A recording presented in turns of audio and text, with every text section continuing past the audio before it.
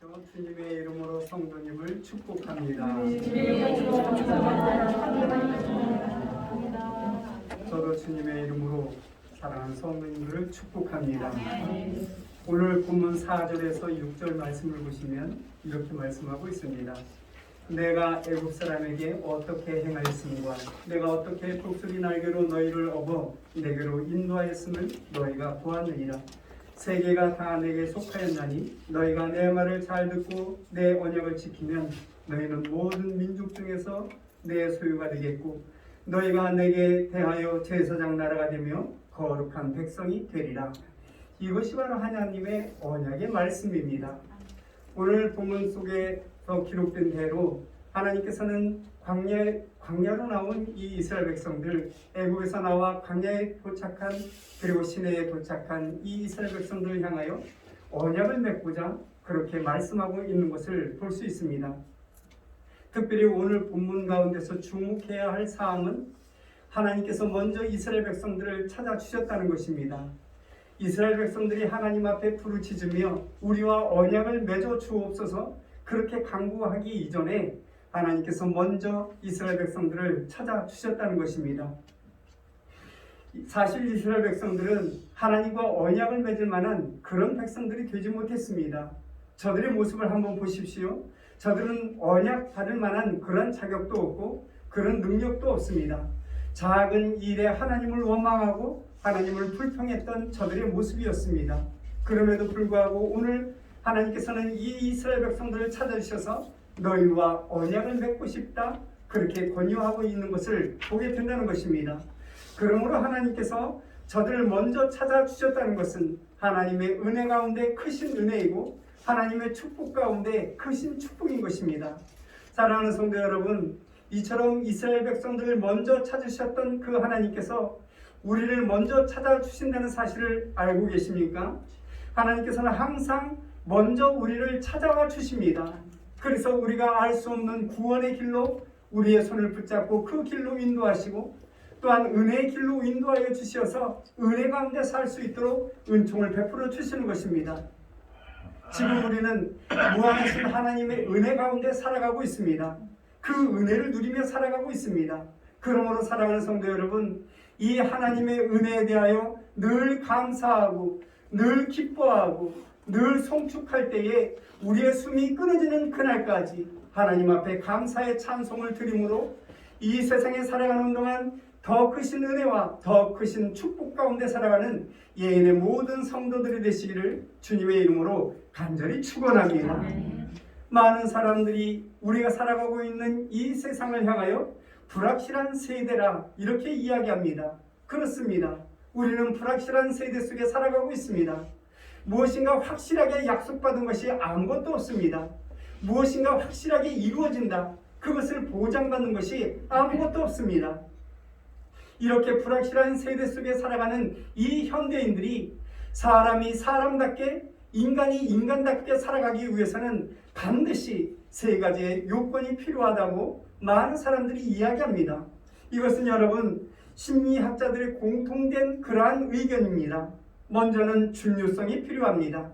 이것은 삶의 의미의 문제이고 삶의 뜻의 문제이고 존재의식의 문제이고 그리고 보람의 문제이고 삶의 질의 문제입니다. 우리는 과거에 비한다면 풍요로운 삶을 살아가고 있습니다. 그렇지 않습니까?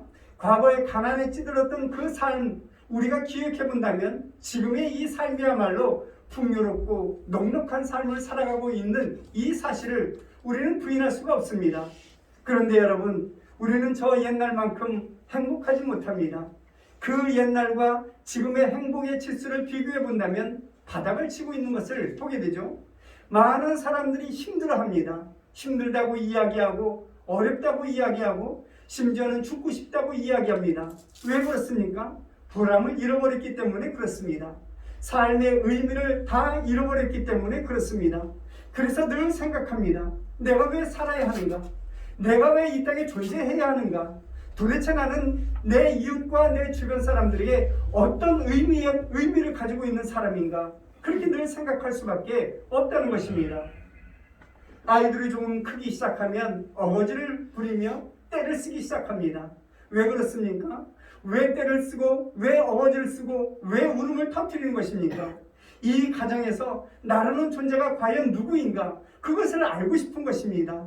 도대체 이 가정에서 나라는 이 사람은 어떤 존재이고 또한 어떤 소중함을 가지고 있는 존재인가? 그것을 확인하고 싶은 것입니다. 사람은 밥만 먹고 사는 것이 아닙니다. 불암을 먹고 삽니다. 불암을 먹고 살아야만 참된 삶을 살아가게 되는 것입니다. 불암 없으면 살 수가 없습니다. 살아있는 것 같지만 산 것이 아니라는 것입니다. 나라는 존재의 의미, 이것을 알고 이것을 깨닫고 그리고 그것을 확대하며 높일 수 있을 때 나라고 하는 존재의 이 의미가 커지게 되고 나라는 존재라는 이 가치, 이것이 높아지게 되는 것입니다. 나라고 하는 존재의 가치가 높아지게 될 때 행복한 삶을 살아가게 되고 그리고 살아갈 수 있는 힘을 얻게 되는 것입니다. 그런데 나이가 들면서 이런 것들을 점점 잃어버리게 됩니다. 그래서 생각하죠. 연세 많이 드신 분들은 이렇게 생각합니다. 내가 귀찮은 존재가 되지 않는가? 이 사람 저 사람에게 걸림돌이 되지 않는가? 그렇게 생각하게 되더라는 것입니다. 나이가 많아지게 되면 살 이유에 대해서 좀 더 깊이 생각하고 곰곰하게 생각하는 것을 볼 수 있습니다.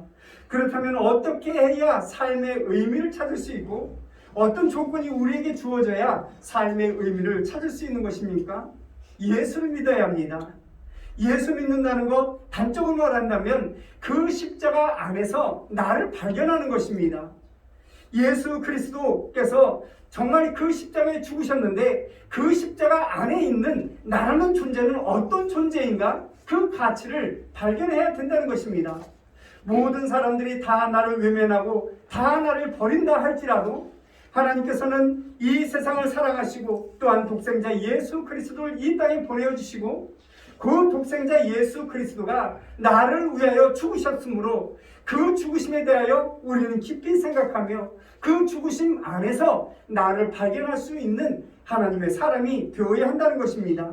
십자가의 죽으심, 그 십자가 안에 나를 사랑하신 그 하나님의 마음이 담겨져 있는 것이고 그 죽으심 속에는 내가 왜 살아가야 하는가? 삶의 의미가 십자가 안에 고스란히 담겨져 있다는 사실입니다.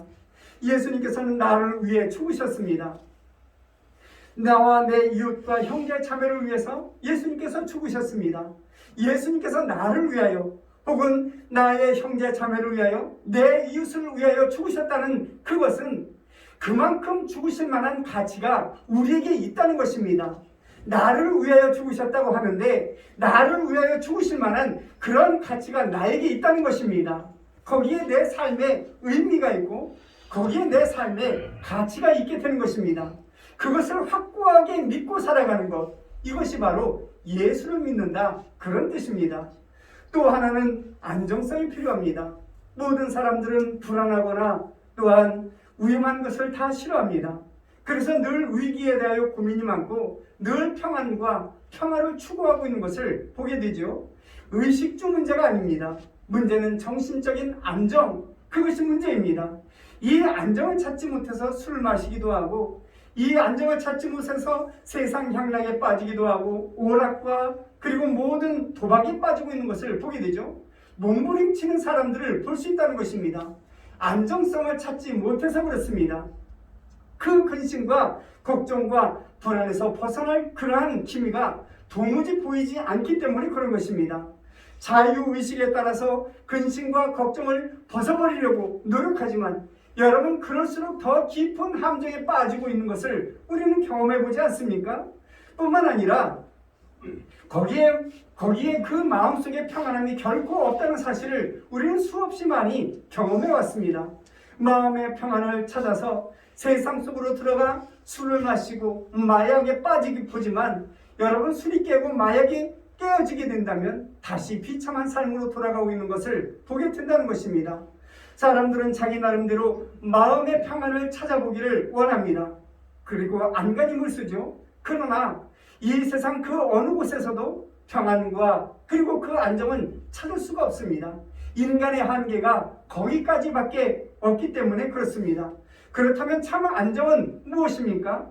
한 가지 확실한 것은 내가 하나님을 발견할 때까지 내가 예수 그리스도의 사랑 안에 머물고 있다는 그 사실을 깨닫기까지, 뿐만 아니라 내가 예수 그리스도의 그 존재 안에, 사랑 안에 내가 존재하고 있다는 이 사실을 발견할 때까지는 결코 안정을 찾을 수 없다는 것입니다.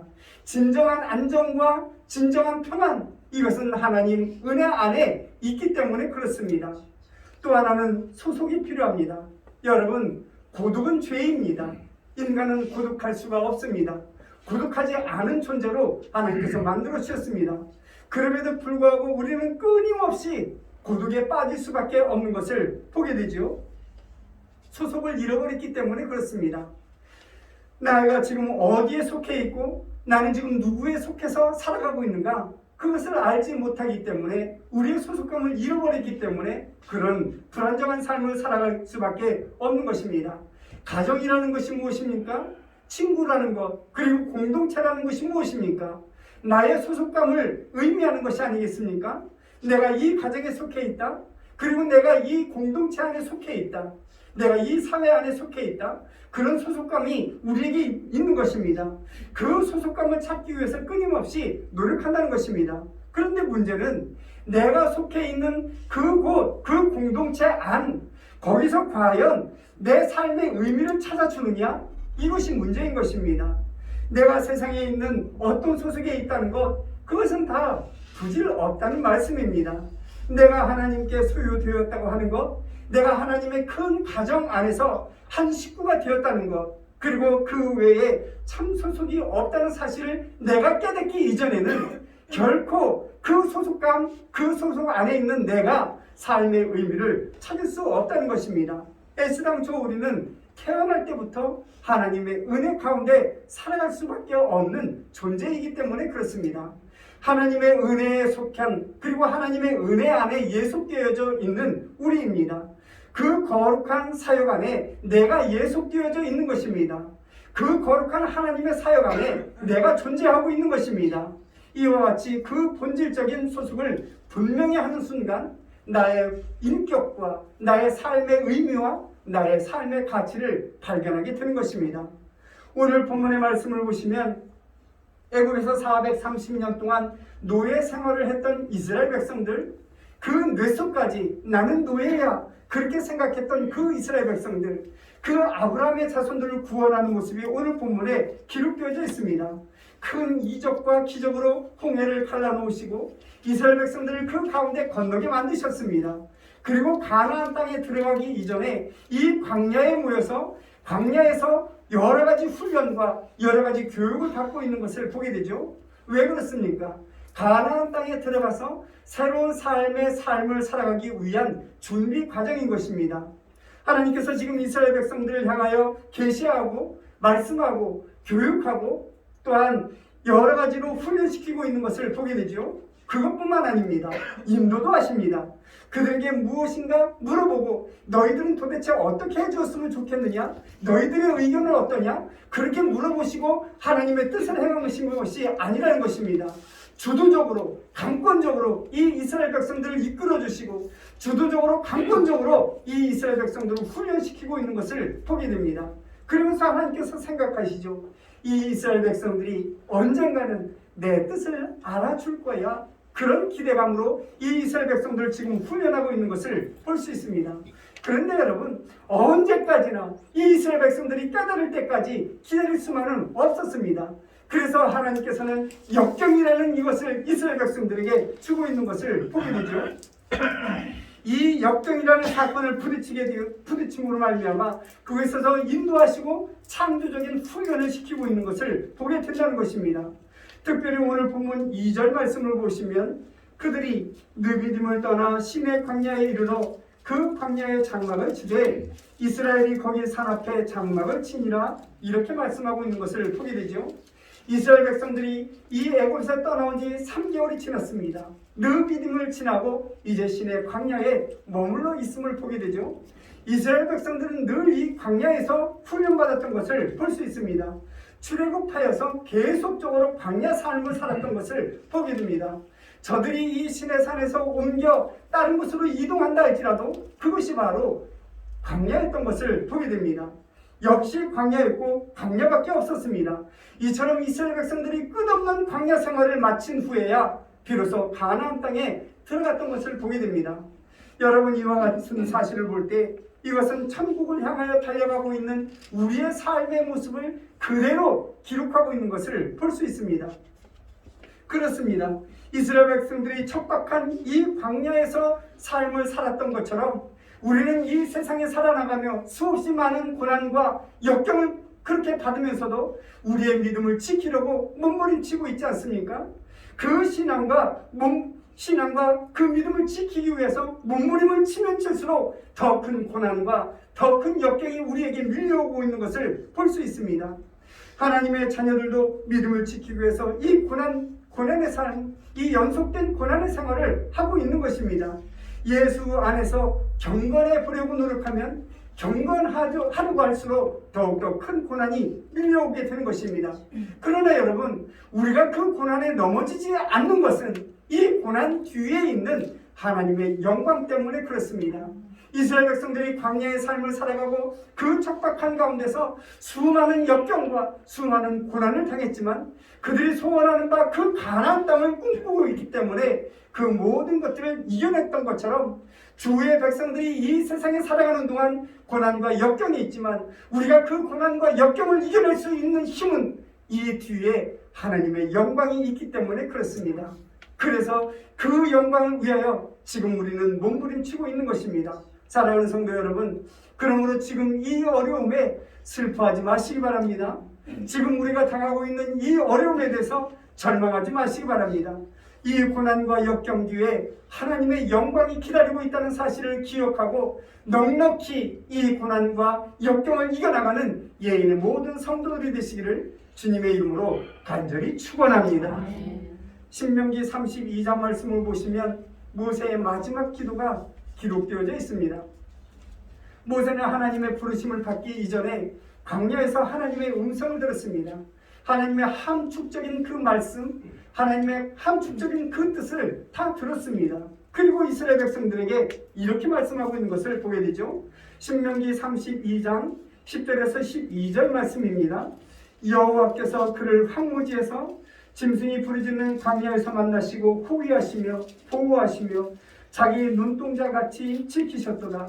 마치 독수리가 자기의 보금자리를 어지럽게 하며 자기의 새끼 위에 너풀거리며 그의 새끼를 펴서 날개를 펴서 새끼를 받으며 그의 날개 위에 그것을 엎는 것 같이 여호와께서 홀로 그들을 인도하셨고 그와 함께한 다른 신이 없었도다. 이렇게 말씀하고 있는 것을 보게 되죠.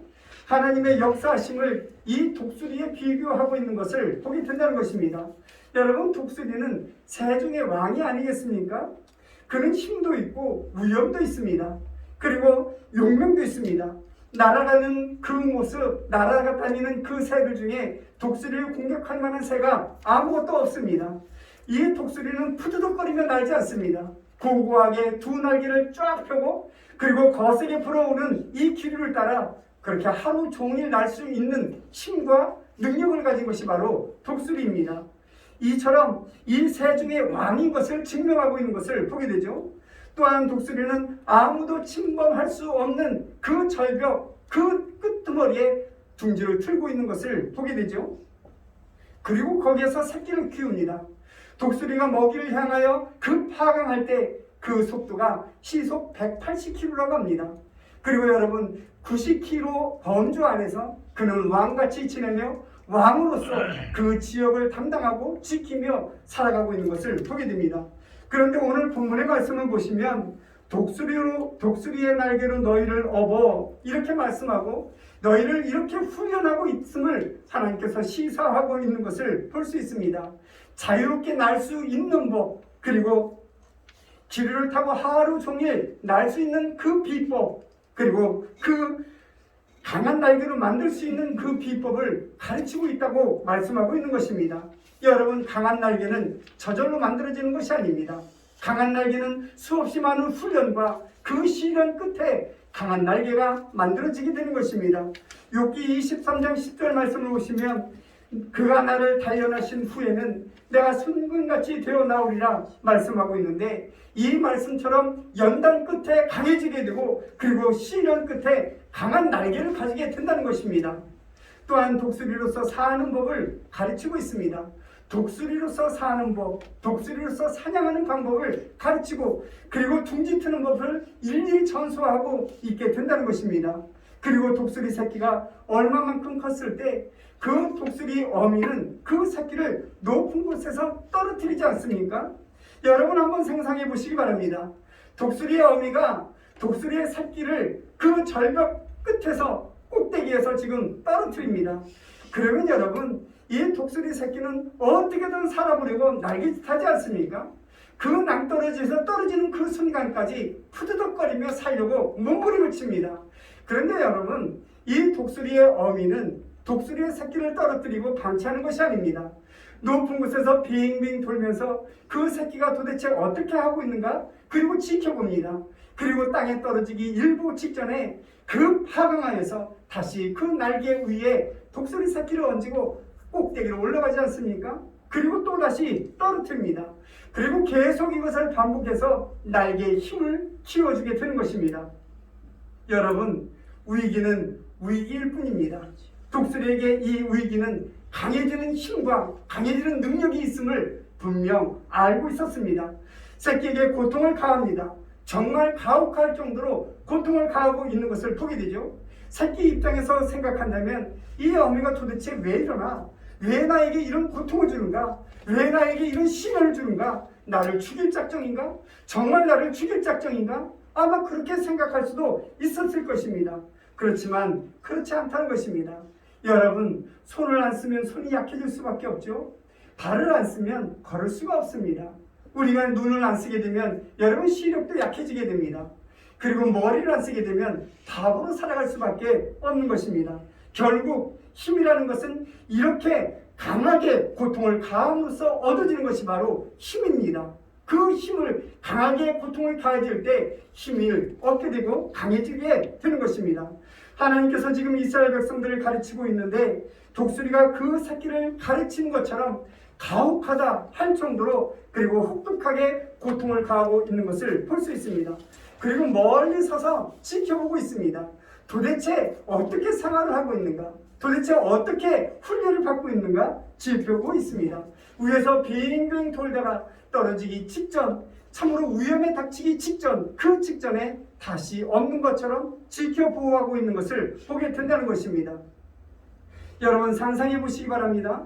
얼마나 아름답습니까? 이것이 하나님의 사랑입니다.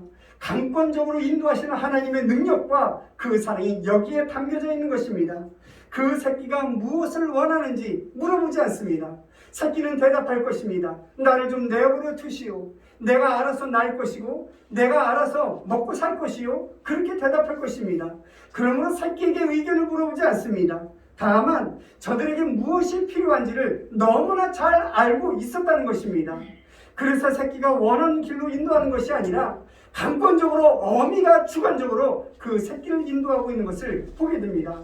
마찬가지로 우리의 이 의견을 여러분 고려하지 않습니다. 하나님의 강권적인 은혜의 길로 우리를 인도해 주신다는 것입니다. 우리는 늘 이와 같이 이야기합니다. 평안할 때 그냥 이 평안에서 살도록 좀 내버려 두십시오. 우리가 건강할 때 그냥 건강하게 살도록 내버려 두십시오. 왜 우리를 훈련시키고 왜 우리를 연단하시는 것입니까? 그냥 내버려 두시면 내가 알아서 살 것이고 그냥 내버려 두시면 나 혼자 스스로 강해질 수 있을 것이라고 우리는 그렇게 이야기합니다. 그러나 여러분, 우리가 약해진다는 사실을 분명 알고 계시는 그 하나님께서 이 독수리의 어미처럼 끊임없이 가혹하게 우리를 훈련시키고 있다는 이 사실을 우리는 기억해야 한다는 것입니다. 우리는 로마서 5장 말씀을 너무나 잘 알고 있습니다.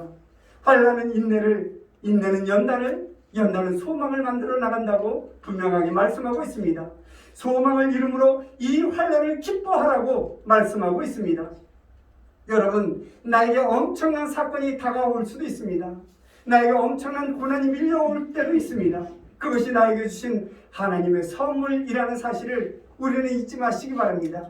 그 자리에 주저앉아 통곡하고 그 자리에 주저앉아 절망하는 것이 아니라 이것이 하나님을 하나님께서 나를 훈련시키고 있는 그것이라고 우리는 확고하게 믿고 그 모든 어려운 일들을 이겨나가는 하나님의 백성들이 되어야 하는 것입니다.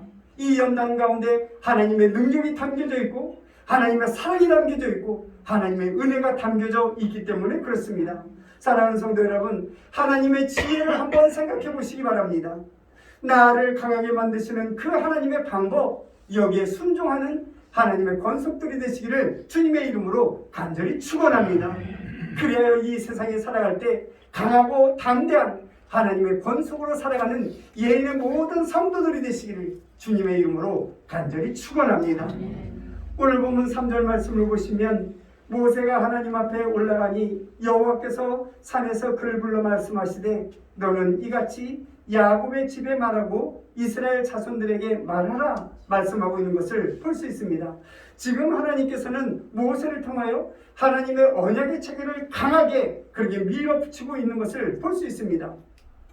그리고 이스라엘 자손들을 각각 다른 이름으로 반복해서 부른 것은 야곱과 이스라엘이라는 이 이름을 비교해서 정말로 이것이 하나님의 은혜였음을 이스라엘 백성들이 알게 하도록 만드신 것입니다. 그래서 오늘 본문의 말씀에 너는 이 이스라엘 백성들에게 말하고 야곱의 집에 말하라 이렇게 말씀하고 있는 것을 보게 된다는 것입니다. 야곱, 이 이름의 뜻처럼 형을 속이고 그리고 보잘것 없던 이 야곱이 이스라엘이라 하나님과 겨루어 이겼다 이런 칭함을 받는 이스라엘, 이 존귀한 이름을 가진 사람처럼 애굽에서 나와 애굽에서 살아갈 때 노천한 미천한 그런 노예의 삶을 살았지만 이제는 하나님의 은혜로 인하여 하나님의 주권 안에 하나님의 은혜 안에 있음을 분명하게 시사하고 있는 것을 보게 된다는 것입니다. 이처럼 사람들이 보기에 참으로 나는 초라하고 나는 참으로 볼품 없는 사람이지만 내가 하나님의 은혜의 사람이라고 내가 느끼는 순간 나는 가치 있는 사람이고 나는 참으로 내 삶의 의미를 강하게 믿고 있는 사람임을 시사하고 있는 것입니다. 우리는 비록 세상적으로 본다면 자랑거리도 없고 내어놓을 만한 것도 없고 그런 건강도 우리에게는 없습니다. 그렇다 할지라도 내가 하나님으로부터 선택받은 존재이고 왕같은 제사장이고 거룩한 나라이고 하나님 나라에 속한 하나님의 자녀라는 이 사실을 우리가 확고히 믿는다면 여러분들은 참으로 존귀한 자고 왕같은 제사장 같은 그런 하나님의 권속이라는 사실입니다. 하나님께서는 우리를 사랑하십니다. 또한 이 민족을 사랑하십니다. 그래서 오늘 본문 5절 6절 말씀은 이렇게 말씀하십니다. 세계가 다 내게 속하였나니 너희가 내 말을 잘 듣고 내 언약을 지키면 너희가 모든 민족 중에서 내 소유가 되겠고 너희가 내게 대하여 제사장 나라가 되며 거룩한 백성이 되리라. 제사장은 영적 대표자이고 지도자입니다. 이 제사장은 치유자이고 구속하는 자입니다. 제사장 나라가 되게 하리라. 모든 민족을 대표할 만한 제사장 나라가 되게 하리라. 지금 그렇게 약속의 말씀을 해주고 있는 것입니다. 카프만 부인이 쓴 광야의 샘이라는 책이 있습니다. 그 책 내용 안에 있는 그런 말입니다. 어느 날 우연히 누에꽃을 멍하니 바라보고 있습니다. 그런데 누에꽃에 구멍이 뽕 뚫어집니다. 무슨 실 같은 것이 2mm 정도의 구멍을 뚫습니다. 그리고 그 안에 있던 번데기가 나비가 되어서 몸부림치면서 이 2mm밖에 안 되는 그 구멍으로 나오려고 합니다. 얼마나 힘들게 나오는지 이 카프만 부인이 너무나 불쌍했습니다. 그래서 가위를 들고 와서 이 나비가 나오는 그 구멍을 좀 넓혀줍니다. 구멍을 뻥 뚫어줍니다. 그러면서 카프만 부인이 이와 같이 이야기하죠. 얘 번데기야, 얘 나비야, 나는 예수님보다 더 인자하단다. 그러면서 그 구멍을 뻥 뚫어줍니다. 그리고 그 나비가 밖으로 나오게 되죠. 나오자마자 이 나비가 죽고 맙니다. 이 주원 구멍으로 나오려고 몸부림치는 동안에 날개에 힘을 얻게 되는 것입니다. 뿐만 아니라 몸부림치는 동안에 온몸에 근육을 얻게 되고 또한 힘을 얻게 되고 강한 마찰로 인해서 체력이 강해지는 것입니다. 그래서 살아남는 것인데 그 구멍을 넓게 만들어줌으로 인해서 어떤 강함도 갖지 못하고 그 자리에서 죽고 말게 되었다는 것입니다. 여러분, 때때로 우리가 이 세상에 살다 보면 많은 어려움이 우리에게 밀려올 때도 있습니다. 어째서 나에게 이런 어려움이 밀려오는가? 여러분 믿음 없는 소리 하지 마시기 바랍니다. 때로는 괴로운 일을 만날 때도 있습니다. 그 괴로운 일을 만날 때 왜 나에게만 이런 괴로움이 있습니까? 왜 나에게만 이런 고통이 있습니까? 그렇게 신앙 없는 사람처럼 말하지 마시기 바랍니다. 이제는 믿음의 사람이 되어야 합니다. 그 속에 하나님의 사랑이 있고 그 속에 하나님의 지혜가 있고 그 속에 하나님의 능력과 권능이 있다는 사실을 우리는 잊지 말아야 합니다. 하나님께서 말씀하십니다. 너희가 내 말을 잘 듣고 내 언약을 지키면 제사장 나라가 되게 하리라. 여러분, 제사장의 사명은 온 인류의 대명사이신 예수 그리스도입니다. 예수 그리스도께서 이 땅에 오셔서 온 인류의 죄를 다 감당하시려고 십자가에 죽으심으로 그 모든 사명을 완수해 주셨습니다. 이제 제사장의 사명은 혈통적으로 이스라엘 백성들을 의미하는 것이 아닙니다. 영적으로 그 보혈의 공로를 입은 하나님의 권속들을 의미하고 있는 것입니다. 그러므로 여러분들이 바로 제사장인 것입니다. 여러분들이 제사장이고 제사장 역할을 할 수 있는 그러한 직분이라는 사실을 잊지 말아야 하는 것입니다. 그러므로 여러분, 제사장이라는 이 직분을 내가 받았음으로 인하여 제사장답게 살아가는 예수 그리스도를 믿는 하나님의 사람들이 되어야 할 것입니다. 제사장답게 살아가시기 바랍니다. 제사장직을 충성스럽게 감당하는 예인에 속한 주의 백성들이 되어야 합니다. 그리하여 참으로 밀물의 사람으로 하나님의 사람으로 우뚝 서서 이 세상을 온통 제사장의 나라로 하나님의 나라로 만들어 나가시는 예인에 속한 모든 성도들이 되시기를 주님의 이름으로 간절히 축원합니다. 기도하십니다.